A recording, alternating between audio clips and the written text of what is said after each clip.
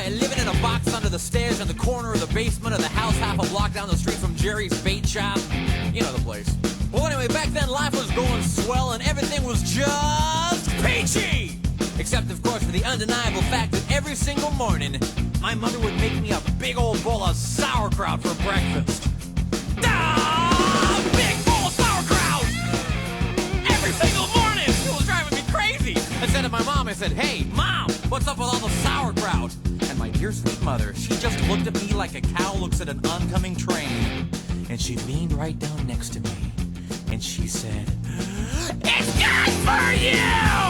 And then she tied me to the wall and stuck a funnel in my mouth and force-fed me nothing but sauerkraut until I was 26 and a half years old. That's when I swore that someday I would get out of that basement and travel to a magical, faraway place where the sun is always shining and the air smells like warm root beer and the towels are oh so fluffy. Where the Shriners and the lepers play their ukuleles all day long and anyone on the street will gladly shave your back for a nickel. Waka waka doo-doo, yeah! Well, let me tell you people, it wasn't long at all before my dream came true. Because the very next day, a local radio station had this contest to see who could correctly guess the number of molecules in Leonard Nimoy's butt. I was off by 3, but I still won the grand prize. That's right, a first-class one-way ticket to Albuquerque. Albuquerque. Oh, yeah. You know, I'd never been on a real airplane before, and I gotta tell you, it was really great. Except that I had to sit between 2 large Albanian women with excruciatingly severe body odor, and the little kid in back of me kept throwing up the whole time. The flight attendants ran out of Dr. Pepper and salted peanuts, and the in-flight movie was Biodome with Pauly Shore, and oh yeah, 3 of the airplane engines burned out, and we went into a tailspin and crashed into a hillside, and the plane exploded in a giant fireball, and everybody died! Except for me. You know why? 'Cause I had my tray table up, and my seat back in the full-up prime position, had my tray table up, and my seat back in the full-up prime position, had my tray table up, and my seat back in the full-up prime position.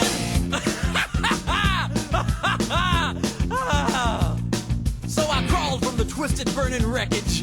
I crawled on my hands and knees for 3 full days, dragging along my big leather suitcase and my garment bag and my tenor saxophone and my 12-pound bowling ball and my Lucky Lucky autographed glow-in-the-dark snorkel.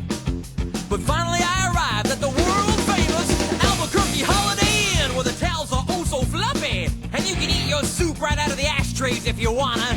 It's okay, they're clean. Well, I checked into my room and I turned down the AC and I turned on the Spectrovision and I'm just about to eat that little chocolate mint on my pillow that I love so very, very much when suddenly there's a knock on the door. Well, now who could that be? I say, who is it? No answer. Who is it? There's no answer. Who is it? They're not saying anything. So finally I go over and I open the door and just as I suspected, it's some big fat hermaphrodite with a flock of seagulls haircut and only one nostril. Oh man, I hate it when I'm right. So anyway, he burst into my room and he grabbed my lucky snorkel and I'm like, "Hey, you can't have that! That snorkel's been just like a snorkel to me!" And he's like, "Tough." And I'm like, "Give it!" And he's like, "Make me!" And I'm like, "Okay." So I grabbed his leg and he grabbed my esophagus and I bit off his ear and he chewed off my eyebrows and I took out his appendix and he gave me a colonic irrigation. Yes, indeed, you better believe it. And somehow in the middle of it all, the phone got knocked off the hook. And 20 seconds later, I heard a familiar voice. And you know what it said? I'll tell you what it said. It said, "If you'd like to make a call, please hang up and try again. If you need help, hang up and then dial your operator. If you'd like to make a call, please hang up and try again. If you need help, hang up and then dial your operator." In Albuquerque.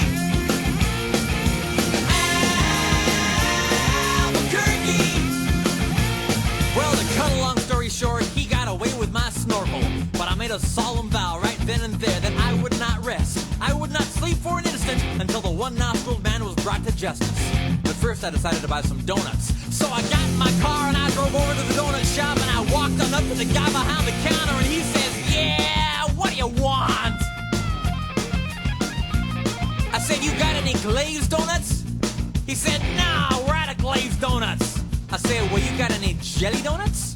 He said, no, we're out of jelly donuts. I said, you got any Bavarian cream-filled donuts? He said, no, we're out of Bavarian cream-filled donuts. I said, you got any cinnamon rolls? He said, no, we're out of cinnamon rolls. I said, you got any apple fritters?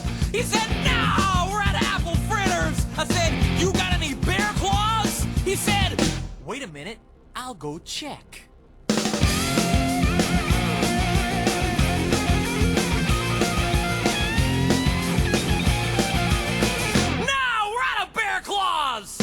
I said, well, in that case, what do you have? He says, all I got right now is this box of 12 starving, crazed weasels. I said, okay, I'll take that. So he hands me the box, and I open up the lid, and the weasels jump out, and they immediately latch onto my face and start biting me all over. Oh, man, they were just going nuts. They were tearing me apart.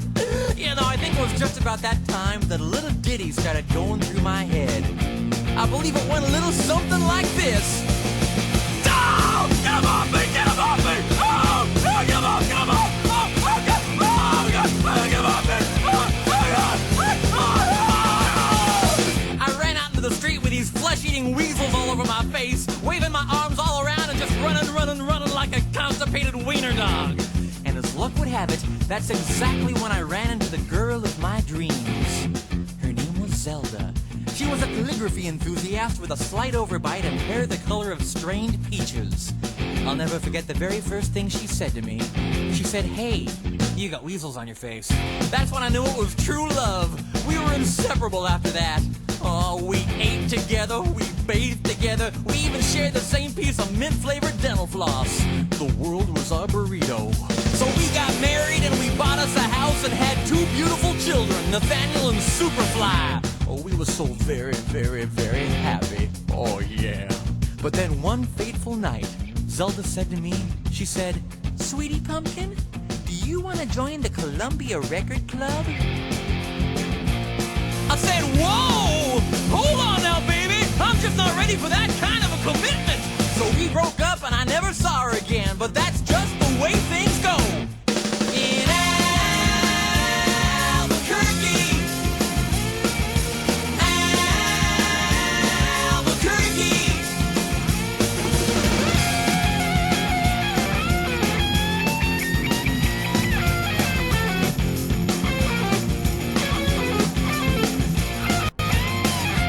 Things really started looking up for me because about a week later, I finally achieved my lifelong dream. That's right, I got me a part-time job at the Sizzler. I even made Employee of the Month after I put out that grease fire with my face. Oh yeah, everybody was pretty jealous of me after that. I was getting a lot of attitude. Okay, like one time, I was out in the parking lot trying to remove my excess earwax with a golf pencil when I see this guy Marty trying to carry a big old sofa up the stairs all by himself. So I say to him, I say, hey, you want me to help you with that? And Marty, he just rolls his eyes and goes, no, I want you to cut off my arms and legs with a chainsaw. So I did. And then he gets all indignant on me. He's like, hey man, I was just being sarcastic. Well, that's just great. How was I supposed to know that? I'm not a mind reader for crying out loud. Besides, now he's got a really cute nickname, Torso Boy. So what's he complaining about?